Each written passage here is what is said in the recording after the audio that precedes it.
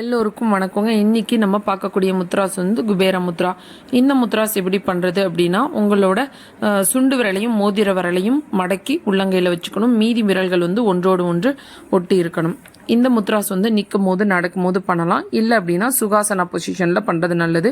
காலையும் மாலையும் வந்து ஒரு 10 நிமிஷம் பண்ணுங்கள். உங்களுக்கு அதிகப்படியான நோய் இருந்ததுன்னா டாக்டர் கன்சல்ட்டோட பண்ணுங்கள். இந்த முத்ராஸ் பண்ணுறதுனால உங்களுக்கு சைனஸ் ப்ராப்ளம் இருந்ததுன்னா சரியாயிடும். உங்களுக்குள்ள ஒரு நல்ல தன்னம்பிக்கை வளர ஆரம்பிச்சிடும். குடிப்பழக்கம் புகைப்பழக்கம் இருந்துச்சு அப்படின்னா இந்த முத்ராஸை செய்கிறதுனால படிப்படியாக அந்த பழக்கம் வந்து மறைஞ்சிரும். அடுத்தது உங்களுக்கு நினைவாற்றல் வந்து அதிகரிக்கும். அடுத்தது உங்களுக்கு வந்து ஏதாவது ஒரு காரியம் வெற்றி அடையணும்னா இந்த முத்ராஸை நீங்கள் வச்சு தியானம் பண்ணும்போது கண்டிப்பாக அந்த காரியம் வந்து சக்ஸஸ் ஆகும். மூச்சு திணறல் வந்து சரியாயிடும்.